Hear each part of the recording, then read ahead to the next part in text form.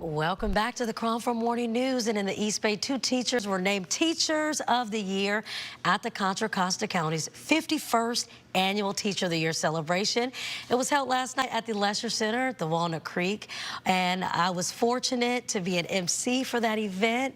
The awards went to Joseph Alvarico, who teaches engineering at Ignacio Valley High School, and Annalouisa Gonzalez-Ortega, who teaches Spanish at Freedom High School in Oakley. And they're joining me now. Thank you both so much for joining me this morning. First thing, I just want to say congratulations to you both. And how are you both feeling after such a big night? Thank you for having us. I'm feeling really happy, excited, and I'm still a little bit in shock.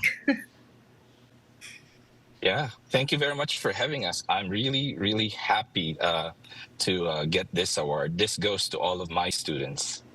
Well, you both are clearly so loved by your students. How long have you both been teaching, and what do each of you teach?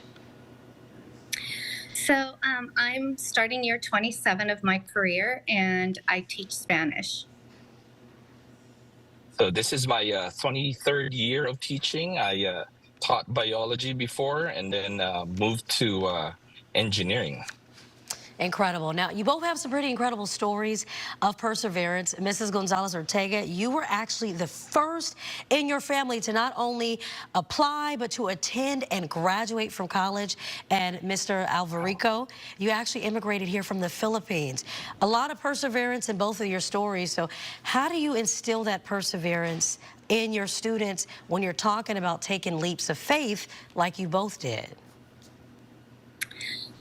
Well, I'm very transparent with my students. I think that if they know my story, then they can see themselves reaching their dreams.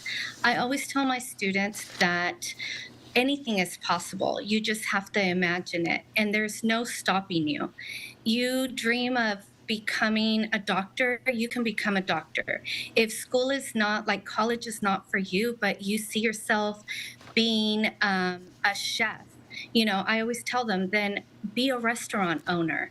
Be the chef, but be the restaurant owner. Always go and strive to be your best, whatever that means to you.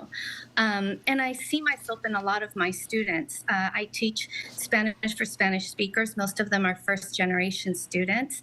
And I tell them, I know your struggles. I know what you're going through, but if I could do it, you can do it too. And I'm always here to help and guide you. I love that. And Mr. Alvarico? Yeah, so growing up in the Philippines, I didn't grow up with much. And so I went, just like my students, I went through public school education, but I don't have the things that we actually have here in the U.S. For public education. And so when I moved here to the U.S., my goal is to make sure that all of my students get the best possible education that they could get from me. And so I instill in them, the passion for lifelong learning, because it's education that actually brought me here to the U.S. and it's education that made it possible for me to be named as one of the best teachers here in California. And so education is what's going to help out all of my students be successful just as I am right now. I love that. You both talked about the lessons that you've learned throughout your life.